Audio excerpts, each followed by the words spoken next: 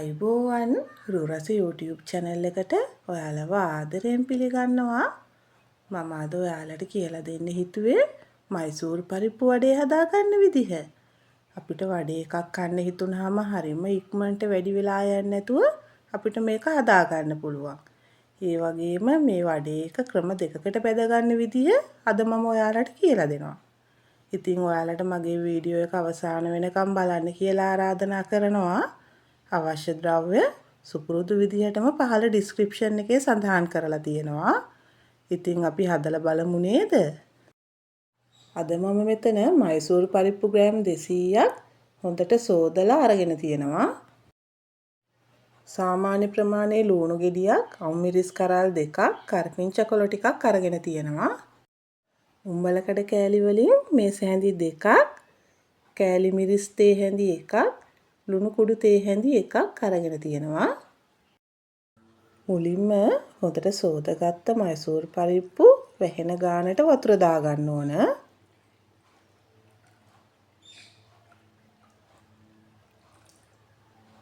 අපිට මේක වැඩි වෙලා පෙඟෙන්න තියන්න ඕනේ නැහැ. විනාඩි 5ක් විතර පෙඟෙන්න තියාගත්තාම හොඳටම ඇති.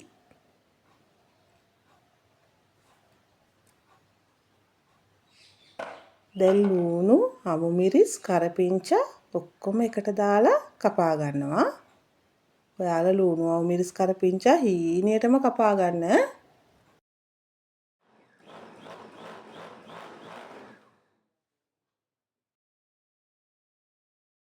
ඊළඟට උම්බල කඩ ටික ග්‍රයින්ඩර් කප් එකට දාලා පොඩ්ඩක් කුඩු කරගන්නවා. පවුඩර් වෙන්නම කුඩු කරගන්න එපා. කෑලි හැපෙන්න තියෙන්න ඕන. මම ගත්ත උම්බල කඩවල ගොඩාක් ලොකු කෑලි තියෙනවා. ඒ නිසා තමයි මම ඒක පොඩ්ඩක් පොඩි කෑලි වලට කඩා ගන්න හිතුවේ. මේ තියෙන්නේ මෙන්න මේ ගානට කෑලි හිටින්න ගන්න. දැන් මේ විනාඩි 5ක් විතර පෙඟෙන්න තියපු පරිප්පු ටික පේනව නේද? දැන් මේක හොඳට පෙඟිලා තියෙන්නේ. මේ බලන්න. පරිප්පු ඇටයක් මේ විදිහට නියපොත්තෙන් තද කළාම කැඩෙනවා නම් ඒක තමයි පෙඟෙන්න ඕන ප්‍රමාණය. දැන් අපි පරිප්පු වල වතුර පෙරා ගමු. ඊළඟට වතුර පෙරාගත්ත පරිප්පු වලින් මේ සැහැඳි 4ක් අයින් කර ගන්නවා.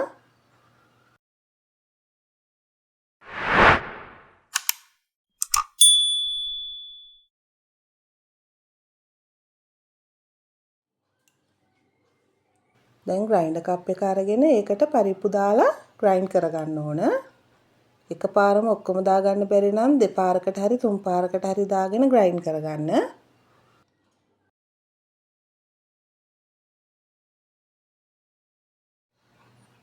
මේ බලන්න මෙන්න මේ ගානට ග්‍රයින්ඩ් කරගන්න ඕන.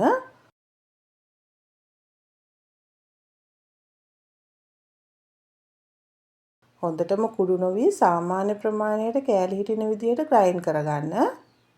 ඔයාලට මේකට වංගෙඩියක් උනත් පාවිච්චි කරන්න පුළුවන්.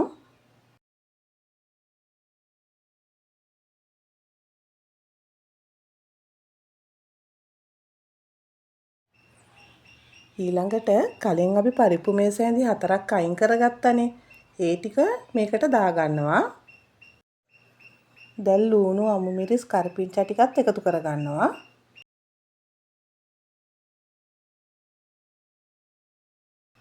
උම්බල කඩ,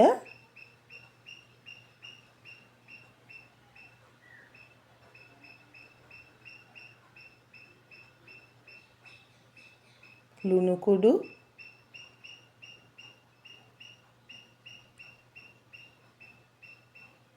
කෑලි මිරිස් ටිකත් එකතු කරගත්තා.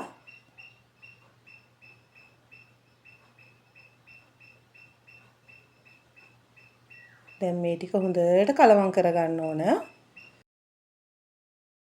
ලුණු, කෑලි මිරිස් ඔයාලගේ රස අනුව දාගන්න.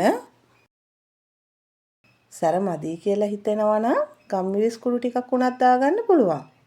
ඒ වගේම අමුමිරිස් වෙනුවට කොච්චි උනත් එකතු කරගත්තොත් ගොඩාක් රසයි. අපි සාමාන්‍යයෙන් පරිප්පු වඩේ හදද්දි කඩල පරිප්පු වලින් ගොඩාක් වෙලාවට හදන්න පුරුදු වෙලා ඉන්නේ. හැබැයි කඩල පරිප්පු වලින් වඩේ හදද්දි අඩුම පැය 5ක් 6ක්වත් පෙඟෙන්න තියාගන්න ඕන. දැන් ඔයාලා දැක්කනේ මයිසූර් පරිප්පු වලින් වඩේ හදද්දී පරිප්පු ටික පෙඟෙන්න දාලා ලූණු අමුමිරිස් ටික කපා ගනිද්දි පෙඟිලා ඉවරයි. වැඩෙත් ඉක්මන් කාලෙත් ඉතුරුයි රසෙත් වෙනසක් නැහැ. මේ වෙලාවේ ඔයාලා ලුණු රස ඇද්ද කියලා බලන්න. බලලා මදි නම් දාගන්න. දැන් අපි පරිප්පු මිශ්‍රණය හදාගෙන ඉවරයි. ඊළඟට අතේ තෙල් ටිකක් හරි වතුර ටිකක් හරි ගාගෙන මිශ්‍රණයෙන් ටිකක් අරගෙන බෝල කරගන්න ඕන. ඊළඟට අනිත් අත උඩින් තියලා මේ වගේ පැතලි කරගන්න. පරිප්පු වඩේ නම් එක එක හැඩයට හදනවා. ඔයාලා කැමති හැඩයක් හදාගන්න පුළුවන්. මම දැන් තව එකක් හදාගන්න විදිය පෙන්නන්නම්කෝ.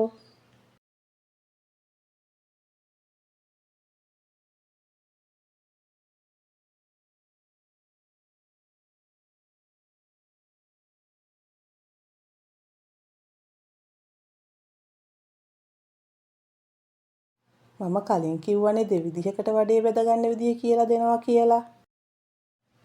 පළවෙනි ක්‍රමය තමයි එයාර් ෆ්‍රයර් එකෙන් බෙදගන්න විදිහ. ඔයාලට එයාර් ෆ්‍රයර් එකක් තියෙනවා නම් වැඩි තෙල් ඕන වෙන්නේ නැහැ. මේ විදිහට මුලින්ම එයාර් ෆ්‍රයර් එකේ බකට් එකට තෙල් ටිකක් ස්ප්‍රේ කරගන්නවා. ඊළඟට හදාගත්ත වඩේ එකින් එක මේ විදිහට තියාගන්නවා.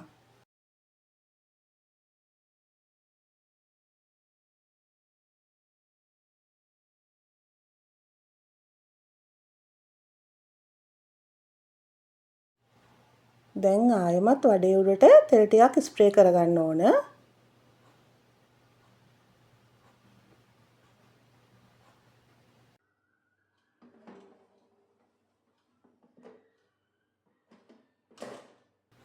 ඊළඟට සෙල්සියස් අංශක 180ට විනාඩි 15ක් මම මේක බෙදෙන්න දාගන්නවා.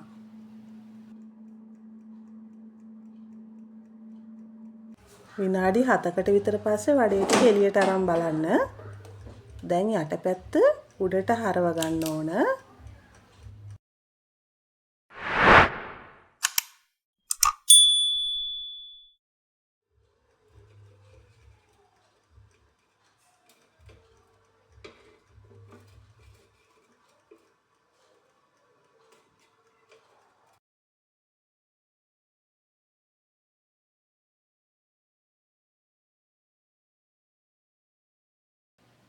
ඊළඟට මේ විදිහට මේ පැත්තටත් තෙල් ටිකක් ස්ප්‍රේ කරගන්න ඕන.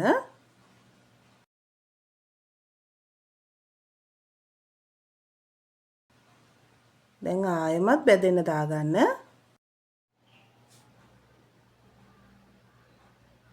දැන් මේ තියෙන විනාඩි 15කට පස්සේ මේ බලන්න වඩේක හොඳට බැදිලා. මම ඔයාලට එකක් අරන් පෙන්නන්නම්. මේ බලන්න හොඳට බැදිලා. දැන් අපි බලමුකෝ දෙවෙනි ක්‍රමයට බෙදගන්නේ කොහොමද කියලා. තාච්චියක් ලිපේ තියලා ඒකට තෙල් ටිකක් දාගන්නවා.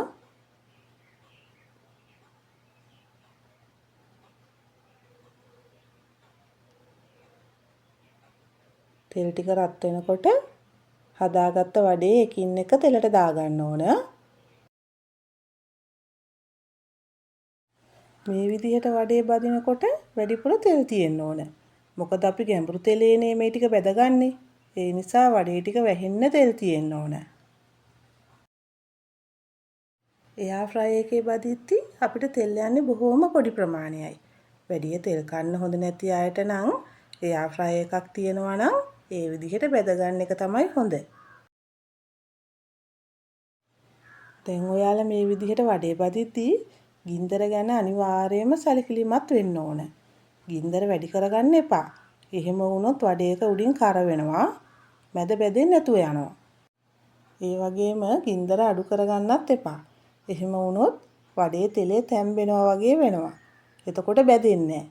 ඒ නිසා ඔයාලා ගින්දර මධ්‍යම ප්‍රමාණයට තියාගන්න. ගොඩක් අපිට තියෙන ප්‍රශ්නයක් තමයි වඩේ එකේ මැද බෙදෙන්නේ නැති එක. එහෙම වෙන්නේ වඩේක වැහෙන ගානට තෙල් නැති වුනහම. ඒ වගේම ගින්දර වැඩි වුනහමත් එහෙම වෙනවා. වඩේක අපි තෙලෙන් අයින් කරගත්තාම ටික වෙලාවක් නිවෙන්න තියාගන්න ඕන. වඩේක නිවෙනකොට එළියේ තියෙන රස්නේ ඇතුළ තැම්බෙනවා. දැන් මේ ගානට ආවට පස්සේ මම වඩේ ටික තෙලෙන් අයින් කරගන්නවා.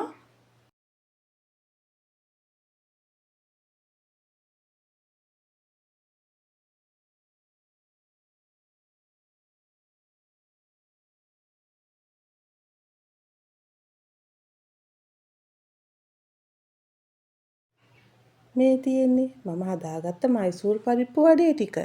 ක්‍රම දෙකටම බෙදගත්ත ටික මෙතන තියෙනවා. මේ තියෙන්නේ මම තෙලෙන් බැදගත් එකක්. මේ බලන්න. ඇතුළ හොඳට බැදිලා තියෙනවා. හොඳ ක්‍රිස්පි ගතියටත් තියෙනවා. මේ තියෙන්නේ යා ෆ්‍රයි එකේ බැදගත්ත වඩේ එකක්. මේකත් හොඳට මැද බැදිලා තියෙනවා. මේ ක්‍රම දෙකෙන් ඔයාලට පහසු ක්‍රමයකට වඩේ බෙද ගන්න පුළුවන්. ඉතින් ඔයාලා හදලා බලලා මටත් කමෙන්ට් එකකින් කියන්නකෝ. මගේ වීඩියෝ එක හොඳයි නම් ලයික් එකක් දාලා යාළුවන්ටත් බලන්න ෂෙයා කරන්න. ඔයා මගේ channel එකට අලුතින් එකතු වුණු කෙනෙක් නම් මාව subscribe කරන්නත් අමතක කරන්න එපා. මගේ වීඩියෝ එක බලපු ඔයාලට ගොඩාක් ස්තුතියි. තවත් මේ වගේ වීඩියෝ එකකින් අපි නැවත හමු වෙමු.